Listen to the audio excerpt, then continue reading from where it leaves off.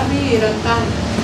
Ny fanamariana izany indrindra no atongavana eto andray anjarakely amin'ny fanohanana ny asa ataonareo ato amin'ity foibe ity. Tately tapabataka ny fony mameno azy hoy ny fomba fiteny mahazatra antsika. Koa iny misy fitaovana atolotra am-pitiavana, machine à coudre iray marque Singer, spécial boutonnière et manuel sy ciseaux électrique vitsivitsy. Inoanay fa anampy anareo ireo fitaovanareo ka irarina ny ampitombatrany rototry ny asa izay ataonareo. Manarak'izany, zava-dehibe eo amin'ny fampandrosoana ny firenentsika ny fijoroan'ny fikambanana toy izao anareo izao dia ny sembana mijoro izany.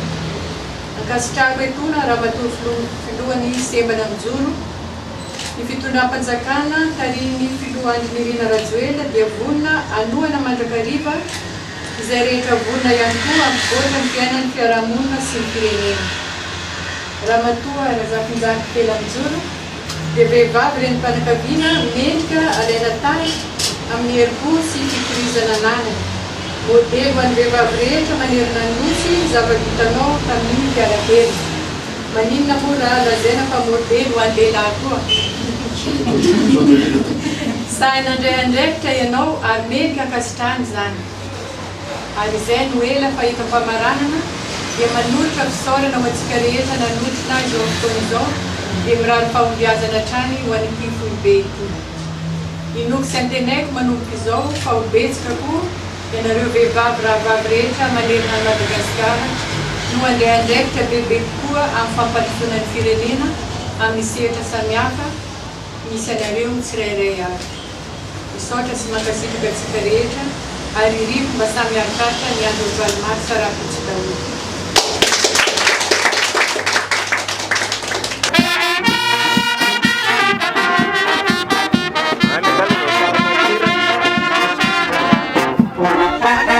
Ny voalohany aloha misy ataontsika hoe andinanaky telo etsika atao eto ny primature. Ny voalohany diabe. Ny diabe izay dia natao indrindrindrindra mba hisy ny firaisan-kina, hisy ny fihavanana, hisy ny fifankatiavana. Izay aloha anankiray ary tena iarahany olona rehetra. Faharoa famelabelaran-kevitra. Ny miopana indrindra amin'ny fandraisan'ny vehivavy andraikitra amin'ny fampandrosoana. Izay no mahevitra ny raisina teto amin'ny primature. Izay mahevitra izay dia miopana indrindra amin'ny asa sy ny amin'ny tokantrano. Ireo izany no iantefany izay famelabelaran-kevitra izay, fa izay ihany koa iantefany ataontsika hoe fampandrosoana ihany koa ho an'ny firenena manontolo. Dia ny fahatelo misy ny fiaraha-misakafo izay anamafisana ihany koa ny fihavanana sy ny fifankatiavana. Misy aloha izany ny fandraisana ny vehivavy andraikitra amin'ny eo amin'ny asa-panjakana. Misy ihany koa ny hoe raha vehivavy mandray andraikitra ianao dia inona no ataonao. Dia ny fahatelo momba ny fahasalamana ao anatin'ny tokantrano ihany koa dia ny vehivavy ahoana ny fanjarian-tsakafo ihany koa satria ny vehivavy no tena mikarakara izay. Dia ny farany tsy hoe ny kely indrindra dia momba ny fahasalamana, ny anjara ndraikitra ny vehivavy eo amin'ny tokantrano momba ny fahasalamana.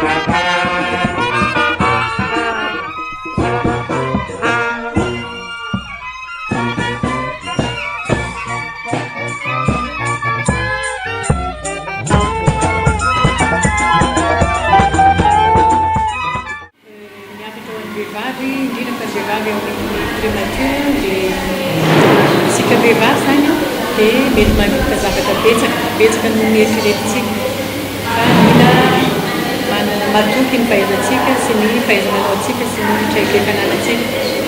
Isika vehivavy koa dia tokony manana tanjona amin'ny fiainana izany, tanjona ho antsika manokana sy ny ho an'ny ankohonana koa. Izay dia efa hita hoe ity ny lalana hitonganany ny fiainana izany. Dia ny lehilahy izany tsy tokony ataontsika fahavalo fa tokony namana foana ny fiainana dia mizoaka ho any ny fiainana.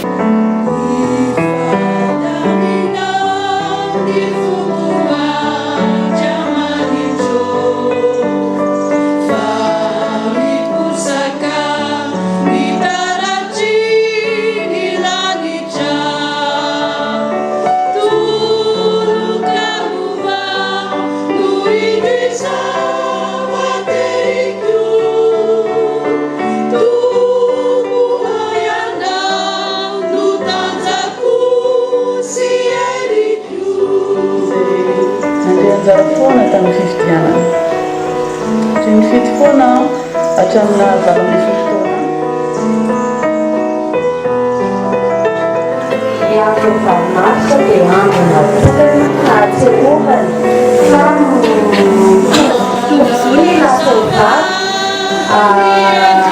satria tamin'ny vanim-potoana taloha dia misy ny fanavadrana teo amin'ny lasa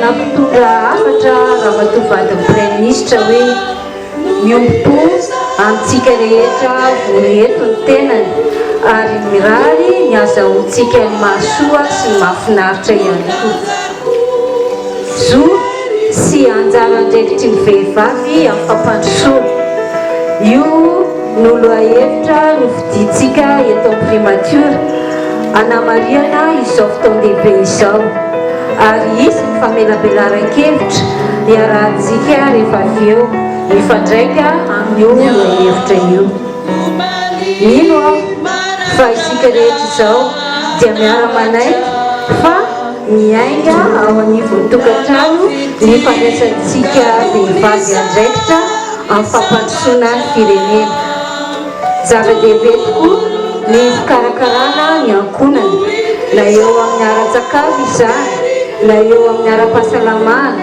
na amin'ny adidy samihafa ny fahafana manatotosa ireo voatanisa teo ireo dia reharehantsika vehivavy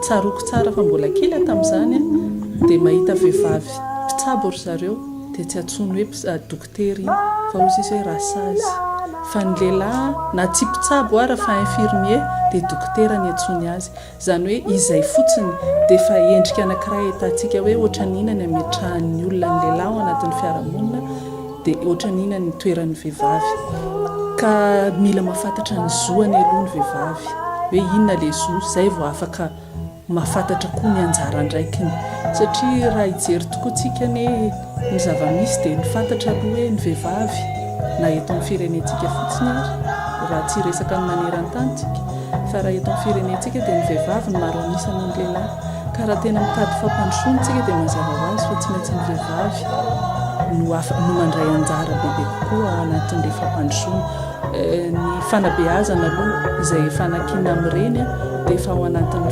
fandraisana andraikitra fa tsy ampy anefa izay fa amiko ilay fampandrosoana dia tena fandraisana anjara ihany koa ato anatin'ny fandraisana fanapa-kevitra eto amin'ny firenena